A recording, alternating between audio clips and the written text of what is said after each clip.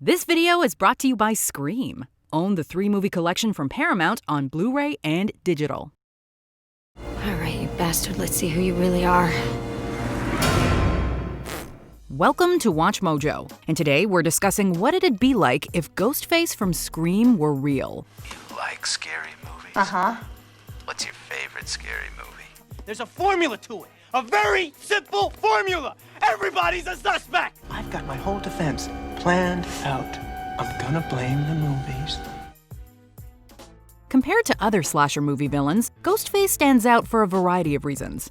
Nightmare on Elm Street. Is that the one where the guy had knives for fingers? Yeah, Freddy Krueger. Ghostface lacks the supernatural powers you'd find in a character like Freddy Krueger, Candyman, or Pennywise.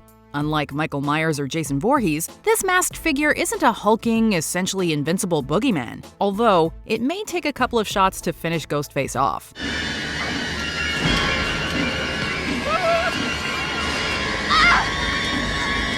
At the end of the day, all Ghostface needs to wreak havoc is a creepy costume, a knife, and a voice changer device. This is known to be the same costume worn by the killer.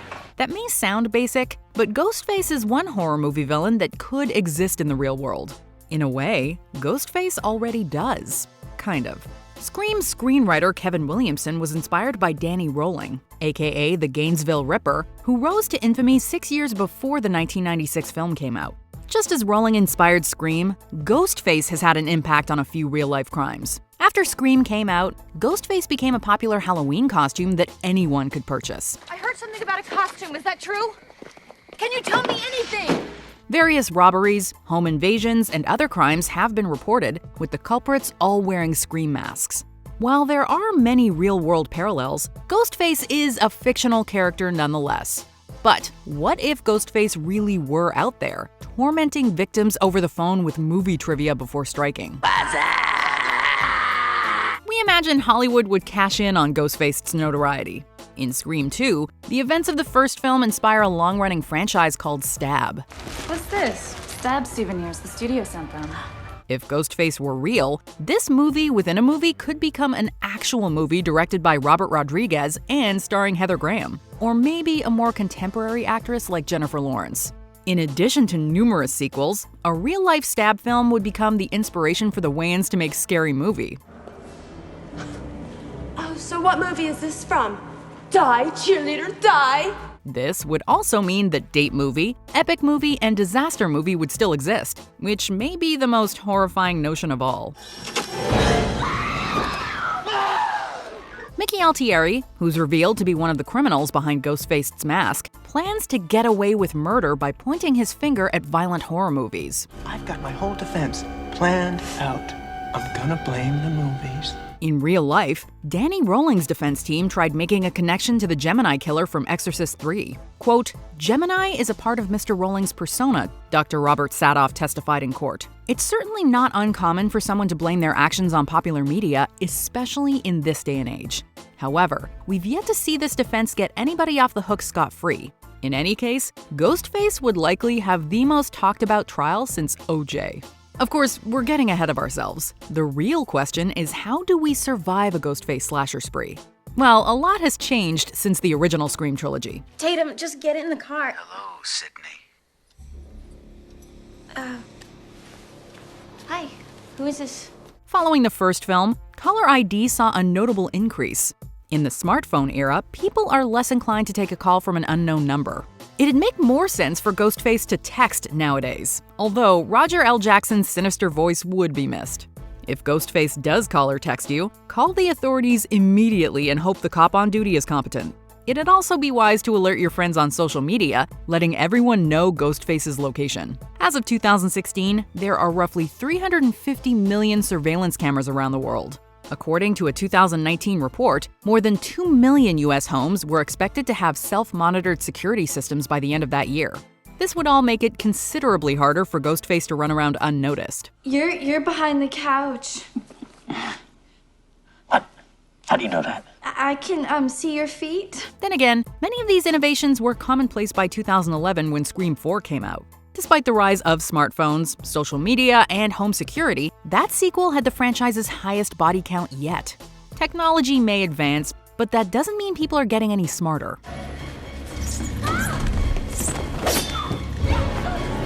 We'd like to think that if 1 or 2 masked psychopaths were on the loose, parents would make their kids stay home and colleges would be on lockdown. When in doubt, follow Randy Meeks' rules to surviving a horror movie. Number 1, you can never have sex. That means no sex, drugs, alcohol, or saying I'll be right back. I'm getting another beer. You want one? Yeah, sure. I'll be right back. Before the credits roll, make sure the villain is dead and prepare for the inevitable sequel. Only virgins can outsmart the killer in the big chasing. It's established in Scream 4 that virgins can die now, but you might still be safer if you don't go all the way while Ghostface is at large.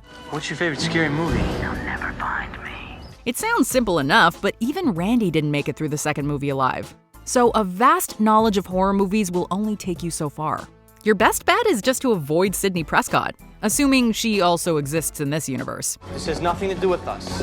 Randy, a guy in a ghost mask hacked up 2 people in a movie theater telling our life story. Every person who's worn a Ghostface mask has had a connection to Sidney, at least in the movies. In the first Scream, Ghostface is revealed to be Sidney's boyfriend Billy and her classmate Stu. In Scream 2, it's Billy's mother and Mickey, Sidney's new boyfriend's friend. In Scream 3, it's her half-brother Roman. Then in Scream 4, it's Sidney's cousin Jill and her friend Charlie. Sidney is the one constant in every Ghostface massacre. As awesome as Sidney is, we'd advise steering clear of her and the town of Woodsboro. That's the idea. Psychos can't kill what they can't find. Before we continue, be sure to subscribe to our channel and ring the bell to get notified about our latest videos. You have the option to be notified for occasional videos or all of them. If you're on your phone, make sure you go into your settings and switch on notifications. Sidney can handle Ghostface on her own anyway. If she runs into trouble, she can always call Gail and Dewey for backup. Riley here.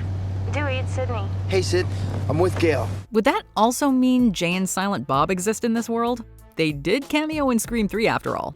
Hey, Connie, how's Maury? We're not entirely sure how that works, since a Clerks poster can be spotted at Randy's video store, and Stu has Clerks on VHS at his house, and Jay and Silent Bob even wandered onto a Scream movie set once. If we can bring Kevin Smith's View Askew universe into the equation, however, obviously the best course of action would be to have Bluntman and Chronic take on Ghostface. Snoochie Boochies? Or maybe we should just dial star 69 the next time Ghostface calls. That sounds a lot more practical. Bitch, hang the phone up and star 69 his ass. Damn! This video is brought to you by Scream. Own the 3-movie collection from Paramount on Blu-ray and digital.